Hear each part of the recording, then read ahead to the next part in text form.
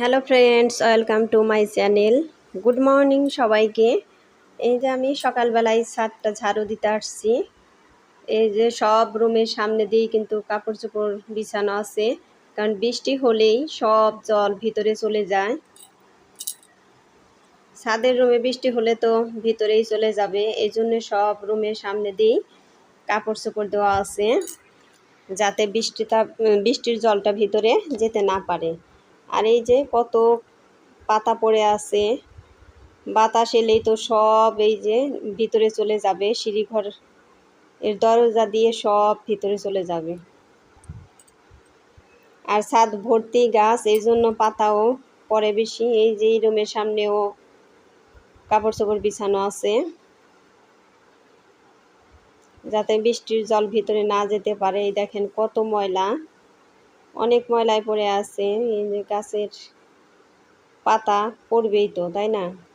কারণ চারতলায়ও অনেক গাছ, ওগুলো তো এই জায়গায় এসে পড়ে। এই সাইডের দিয়ে তো এই তিনতলাই পড়বে। ওই দেখেন কত পাতা পড়ে আছে। আবার বাতাসও আছে এইদিকে, এই জন্য ওই দেখেন 2 ব্যাগ আমার ভর্তি হয়ে গিয়েছে। তাই তো আমি পুরো ছাদটা ঝাড়ু দিতে পারিনি। এই ঝাড়ু দিয়ে এসে আবার এখন আমি হাত মুখ ধুয়ে নিব। যথেষ্ট ময়লা পড়েছে হাতে, এই জন্য হাত আগে হ্যান্ড ওয়াশ দিয়ে ধুয়ে এখন মুখটাও ভালো করে ধুয়ে নিচ্ছি। গরমে তো আমি একদম ঘেমে ম্যাক্সি একদমই ভিজে গেছে। এখন এই যে রান্না করতে আসছি, কারণ ম্যাক্সিটা খুলে আসছি, অন্য জামা পরে আসছি। আবার ঘেমে একদম, আমি বেশি ঘামি না, তাই এত ঘামি। তাহলে গরমটা তো অনেকই। এই যে কচুর লতি রান্না করব, তার জন্য প্রথমে আমি একটু ভাপ দিয়ে জলটা ফেলে দিব। আর এদিকে ডালও আমার ফুটে গিয়েছে, এখন ডালের কাটা দিয়ে ঘুটা দিয়ে নিচ্ছি। একদমই গলে গিয়েছে ডাল,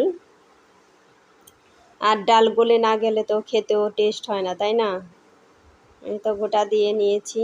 এখন আমার এদিকে আবার কচুরলতিও নরম হয়ে গিয়েছে, এই জলটা আমি এখন ফেলে দিব। এই তো জালিতে ঢেলে নিলাম, জলটা ঝর্ণা হয়ে যাবে কচুরলতি।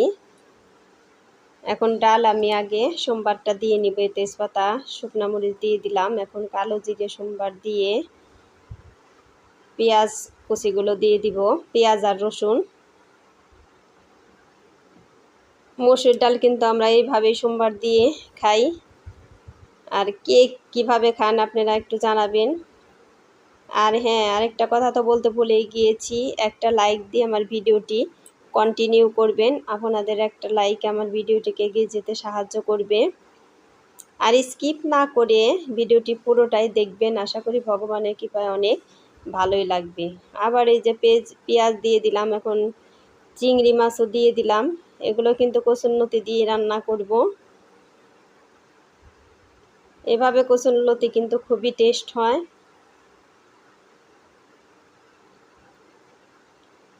কচুরলতি তো আরেকভাবে ভালো লাগে, কালার ডাল দিয়ে, ওটাও খুবই ভালো লাগে আমাদের কাছে। এই যে কচুরলতি ডাল সবগুলোই হয়ে গিয়েছে। এখন সরপুঁটি মাছ রান্না করতেছি। সরপুঁটি মাছ আজকে শাক দিয়ে রান্না করব।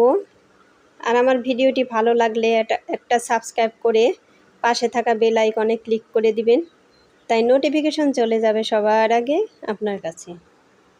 তো আমার মাছগুলো ভাজা হয়ে গিয়েছে, এখন উঠিয়ে নিব। শাক দিয়ে এই মাছ রান্না কিন্তু খুবই টেস্ট হয়। এই প্রথমে আমি শাকগুলো ভেজে নিব। শাক হলো কলমি শাক আর হলো সেঞ্চি শাক। এই সেঞ্চি শাক দিয়ে অনেক দিন পর রান্না করলাম আর কি। অনেক দিন ধরেই পাই না ভালো সেঞ্চি, আমাদের ছাদে হয়েছে, ওখান থেকে আমি তুলে এনেছি। তো কালো জিরে সোমবার দিয়ে দিলাম। শাকের কথা বলছি দেখেই কিন্তু শুধু শাক দিয়ে রান্না করব না, এর সাথে আছে পুঁই শাকের ডাঁটা, ধুন্দুল আর বেগুন। এই তো এইগুলো দিয়ে দিলাম। এখন এই যে লবণ হলুদ দিয়ে দিব। আমি কিন্তু এর মধ্যে আর জিরে গুঁড়ো দিব না। আর ওই যে মরিচ বেটে রাখা মরিচ দিয়ে দিলাম, কাঁচামরিচ। এই শাকের তরকারিতে কাঁচামরিচ বেশি না দিলে কিন্তু টেস্ট হবে না, এই তো ভাজা হয়ে গিয়েছে, আমি পরিমাণ মতো ঝোল দিয়ে দিলাম। এখন আমি হাই ফ্লেমে জাল দিয়ে নিব। আর আমার ভিডিওটি ভালো লাগলে বন্ধুদের মাঝে শেয়ার করে দিবেন। তো তরকারি জাল হয়ে গিয়েছে, এখন মাছগুলো দিয়ে দিলাম আর ভেজে রাখা শাকও দিয়ে দিব।